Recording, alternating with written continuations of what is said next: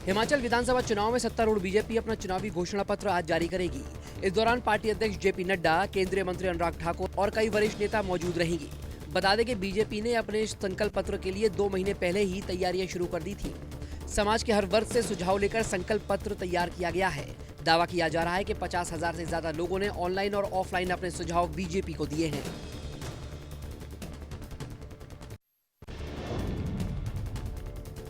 हिमाचल विधानसभा चुनाव में जीत सुनिश्चित करने के लिए बीजेपी आज से पूरे प्रदेश में महा जनसंपर्क अभियान चलाएगी। इस अभियान में राष्ट्रीय स्तर से लेकर पन्ना प्रमुख तक के कार्यकर्ता जनसंपर्क करेंगे और बीजेपी का घोषणा पत्र बांटेंगे। ये जनसंपर्क अभियान सभी 68 विधानसभा क्षेत्रों में किया जाएगा। इस जनसंपर्क अभियान के तहत विधानसभा में प्रत्येक बूथ पर 15 से 20 कार्यकर्ताओं की टोली लोगों से मिलेगी। केंद्र और प्रदेश की योजनाओं के पर्चे लोगों तक पहुंचाएगी। इसके तहत स्टिकर, बैच, प्रत्याशी का हैंडबिल और वोट अपील भी शामिल है। हिमाचल विधानसभा चुनाव में बीएसपी सुप्रीमो मायावती की भी एंट्री हो चुकी है। वो हिमाचल के बद्दी में एक रैली को संबोधित करेंगी। बीएसपी ने इस बार विधानसभा की 68 सीटों में से 55 सीटों पर उम्मीदवारों को उतारा है। पंजाब से बसपा नेतृत्व के 30 बड़े चेहरों को स्टार प्रचारक के तौर पर चुना गया है। प्रदेश अध्यक्ष जसवीर सिंह गड्डी, विधायक और प्रभारी नक्षत्र पाल, प्रदेश प्रभारी अजीत सिंह भैनी समेत कई पदाधिकारियों को जिम्मेदारी सौंपी गई है। रैली को लेकर सारी तैयारियां पूरी कर ली गई हैं।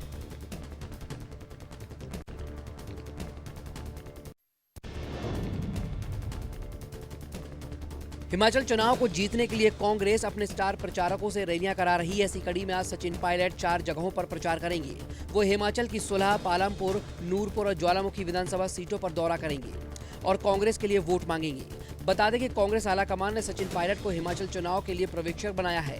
हिमाचल प्रदेश में विधानसभा चुनाव में कांग्रेस और बीजेपी ने अपनी सभी 68 सीटों के लिए उम्मीदवारों को मैदान में उतार दिया है। दोनों दलों के बीच कड़ी टक्कर देखी जा रही है। आज पीएम मोदी 1 दिवसीय गुजरात यात्रा पर है। विधानसभा चुनाव कार्यक्रम घोषित होने के बाद उनका ये पहला दौरा है। इस दौरान वो दक्षिण गुजरात के सौराष्ट्र आयोजित कार्यक्रमों में भाग लेंगे। वो दक्षिण गुजरात के वलसाड़ के कपराड़ा में एक चुनावी जनसभा को संबोधित करेंगे। इसके अलावा पीएम मोदी सौराष्ट्र क्षेत्र के भावनगर में आयोजित एक सामूहिक विवाह कार्यक्रम में भी शामिल होंगे। पापानी परी लग्न उत्सव के नाम से आयोजित इस सामूहिक विवाह सम्मेलन में पिताओं को खो देने वाली लड़कियों की शादी कराई जाएगी, जिनको पीएम मोदी आशीर्वाद देंगे। दिल्ली पंजाब के बाद अब पार्टी संयोजक अरविंद केजरीवाल गुजरात पर नजर गड़ाए हुए हैं। केजरीवाल के गुजरात दौरे का आज तीसरा दिन है। वो आज बांकानेर, चोटाली और राजकोट ईस्ट में रोड शो करेंगे। इसके बाद अरविंद केजरीवाल का अगला रोड शो 7 नवंबर राजकोट रूरल, कालावाड़ और जैतपुर में होगा। वहीं वो 8 नवंबर को जूनागढ़, केशोद और मंगलौर में रोड शो करेंगी। चुनाव को देखते हुए पिछले कुछ दिनों से अरविंद केजरीवाल गुजरात का कई बार दौरा कर चुके हैं। देश के 6 राज्यों की 7 विधानसभा सीटों पर गुरुवार को उपचुनाव के लिए मतदान हुआ था, जिसके नतीजे आज आ रहे हैं। यूपी की गोला गोलकंडात, बिहार की मोकामा और गोपालगंज, महाराष्ट्र की अंधेरी ईस्ट, तेलंगाना की मुनुगोडो और ओडिशा की धामनगर और हरियाणा की आदमपुर विधानसभा सीट पर वोटिंग हुई। इनमें से 6 सीटों पर विधायकों के निधन की वजह से चुनाव हो रहा है। वहीं तेलंगाना कांग्रेस विधायक के बीजेपी में शामिल होने से ये सीट खाली हुई। आज इन सभी सीटों के लिए चुनाव परिणाम घोषित किए जाएंगे। दिल्ली एनसीआर में बढ़ता प्रदूषण लोगों को बीमार कर रहा है। शनिवार को सीपीसीबी की ओर से जारी डेटा के मुताबिक दिल्ली के आनंद विहार में AQI 413 रहा। वहीं एनसीआर की बात करें तो नोएडा में 529, गुरुग्राम में 384, फरीदाबाद में 437 AQI रहा।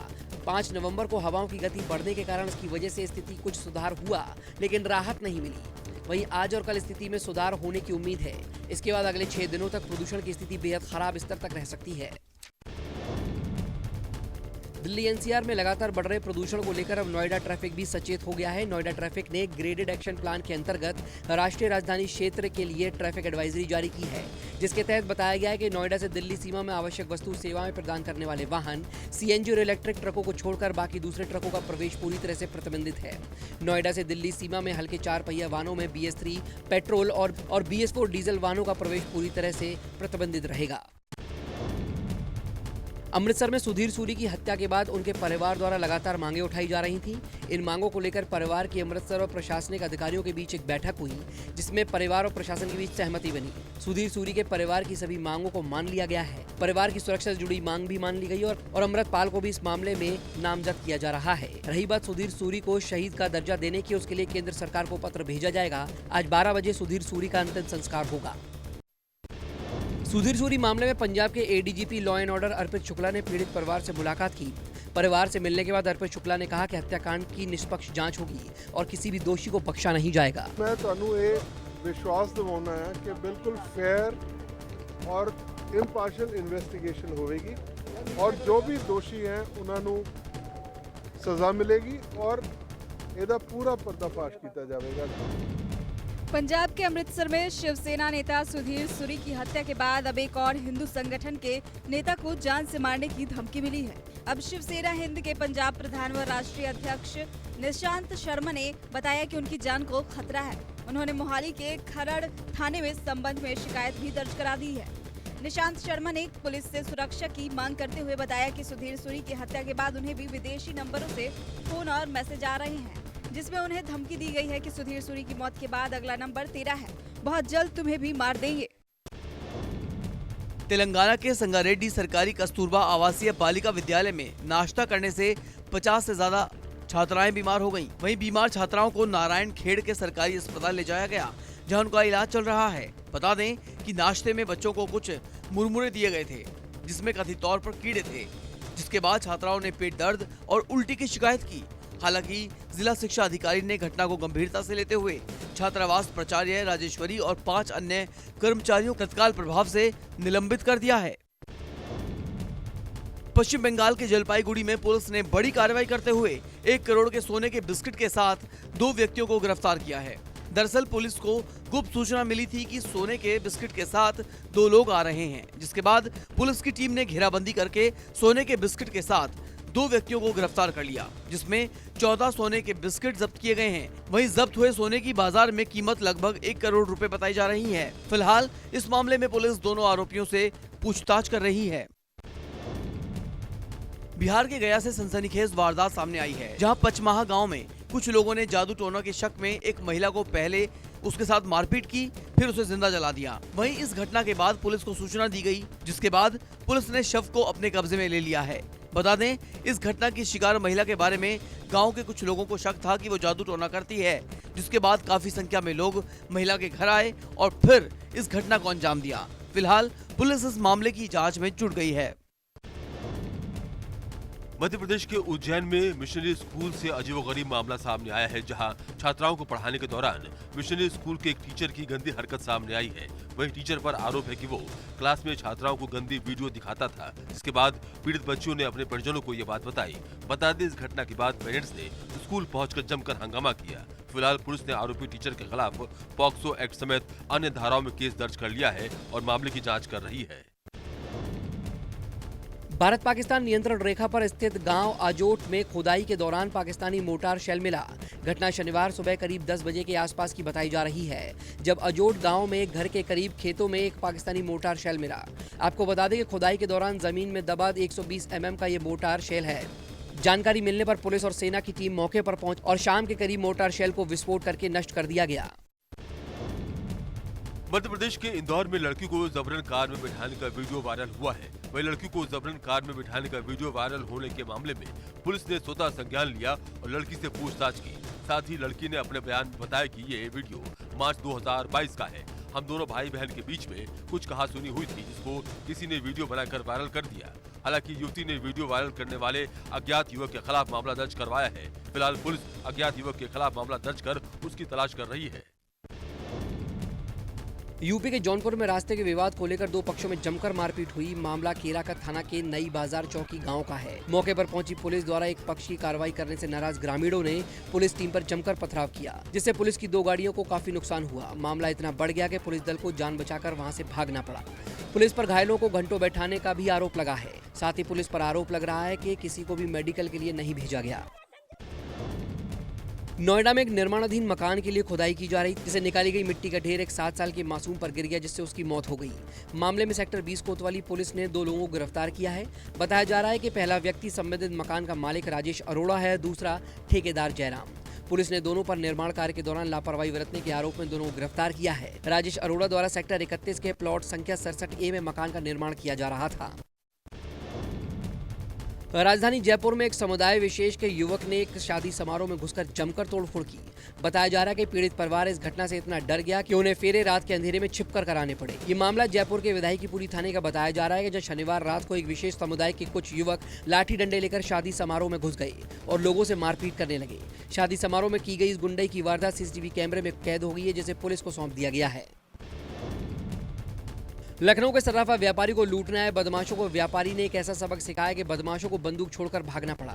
मामला गोसाईगंज का है, जहां स्कंद श्री नाम से एक ज्वेलरी शॉप है। बताया जा रहा है कि जब व्यापारी ने दुकान का सारा जेवर एक बैग में रखकर घर जा रहा था, तभी रोड क्रॉस करते समय सामने से आए बदमाशों ने अचानक कमर पर असला लगाकर उन्हें जान से मारने की धमकी दी और बैग छीनने लगे, जिसका बुजुर्ग ने पुरजोर विरोध किया। वहीं पूरी ये घटना सीसीटीवी कैमरे में कैद हो गई। पुलिस का दावा है कि जल्दी बदमाशों को पकड़ लिया जाएगा। T20 वर्ल्ड कप में आज का दिन काफी अहम है। आज मैदान पर कुल 3 मुकाबले खेले जाएंगे। पहले मुकाबले में दक्षिण अफ्रीका की भिड़ंत नीदरलैंड से होने वाली है। वहीं दूसरे मुकाबले में पाकिस्तान की टीम बांग्लादेश के सामने चुनौती पेश करेगी। दिन के आखिरी दिन मुकाबले में भारतीय टीम का मुकाबला जिम्बाब्वे के साथ होगा। ये तीनों ही मुकाबले सभी टीमों के लिए बेहद अहम है। सेमीफाइनल में जाने के लिए अफ्रीका को नीदरलैंड से, तो वहीं पाकिस्तान को बांग्लादेश को हराना होगा। इसी के साथ अगर टीम इंडिया जिम्बाब्वे के खिलाफ जीत हासिल करती है तो वो सुपर 12 राउंड में टॉप पर बनी रहेगी। पाकिस्तानी न्यूज चैनल जियो न्यूज की खबर के मुताबिक गोलीकांड में घायल इमरान खान ने लाहौर स्थित शौकत खानूम हॉस्पिटल में उस लड़के से मुलाकात की जिसने हमले को नाकाम कर दिया था और मार्च के दौरान गोली चलाने वाले व्यक्ति को पकड़ लिया था। बचाने वाले का नाम इब्तिसाम है। इमरान खान ने इब्तिसाम से कहा, आप एक पाकिस्तानी नायक हैं, आपने अदम्य साहस दिखाया है। पाकिस्तान तहरीक-ए-इंसाफ पार्टी के हेड इमरान खान ने जान बचाने वाले इब्तिसाम को उसी के टी शर्ट पर एक ऑटोग्राफ भी दिया। शनिवार को पाकिस्तान टेलीविजन पर इमरान खान के लाइव भाषण, प्रेस कॉन्फ्रेंस आदि पर पूरी तरह से बैन लगा दिया गया। हालांकि बाद में पाकिस्तान सरकार ने प्रतिबंध हटाने का निर्देश दिया। पाकिस्तान की इलेक्ट्रॉनिक मीडिया रेगुलेटरी अथॉरिटी ने एक आदेश जारी कर इमरान की कवरेज पर बैन लगाने का फैसला लिया था। इसके पीछे कहा गया कि उनके भाषण को प्रसारित करने का लॉ एंड ऑर्डर को बिगाड़ने जैसा है। मीडिया रेगुलेटरी अथॉरिटी ने कहा कि इमरान लोगों में नफरत फैलाने का काम कर रहे हैं। मीडिया रेगुलेटरी अथॉरिटी के द्वारा आदेश जारी होने के कुछ घंटे बाद ही पाकिस्तान सरकार ने अनुच्छेद 5 लागू किया और PEMRA को तुरंत प्रतिबंध हटाने का निर्देश दिया। गोलीकांड में घायल हुए इमरान खान ने हमले का आरोप पाकिस्तान के प्रधानमंत्री शहबाज शरीफ को और सेना प्रमुख पर लगाए थे, जिस पर प्रतिक्रिया देते हुए पाकिस्तान के प्रधानमंत्री शहबाज शरीफ ने कहा कि मेरे आंतरिक मंत्री राणा सनाउल्लाह और सेना के शीर्ष अधिकारी के खिलाफ PTI प्रमुख इमरान खान ने गंभीर आरोप लगाए हैं। उन्होंने हत्या के साजिश के रचने के आरोप लगाए हैं, जो झूठा और निराधार है। इसलिए मैं माननीय न्यायाधीश से इन आरोपों की जांच के लिए आयोग बनाने का आग्रह करता हूं। साथ ही अगर हमले में उनकी संलिप्तता पाई जाती है तो वो PM पद से इस्तीफा देने के लिए तैयार है। इमरान खान के आरोपों के बाद पाकिस्तानी सेना उनके खिलाफ अब एक्शन ले सकती है। पाकिस्तानी सेना ने फेडरल सरकार से इमरान खान के खिलाफ एक सीनियर सैन्य कर्मी को बदनाम करने के लिए कानूनी कार्रवाई शुरू करने की मांग की है। खुफिया एजेंसी ISI के महानिदेशक इंटर सर्विसेज पब्लिक रिलेशंस ने इमरान खान के आरोपों का जवाब देते हुए कहा कि PTI के अध्यक्ष की तरफ से संस्था और विशेष रूप से एक सीनियर के खिलाफ निराधार और गैर जिम्मेदाराना आरोप है। बिना सबूत के झूठे आरोप लगाने वाले लोगों के खिलाफ कानूनी कार्रवाई करने का अनुरोध किया जाता है। राष्ट्रीय जांच एजेंसी ने मुंबई हमले में वांटेड गैंगस्टर दाऊद इब्राहिम और उसके गैंग के 5 सदस्यों के खिलाफ चार्जशीट दायर की है। NIA ने चार्जशीट दाऊद इब्राहिम गिरोह से जुड़े 5 लोगों के खिलाफ रंगदारी के मामलों में चल रही जांच को लेकर दायर की है। चार्जशीट में दाऊद और उसके गुर्गों पर लोगों को धमकाकर उनसे पैसे की उगाही करने का आरोप लगाया गया है। इसके अलावा उन पर इन पैसों का इस्तेमाल आतंकी गतिविधियों के लिए किए जाने का भी आरोप लगाया गया है।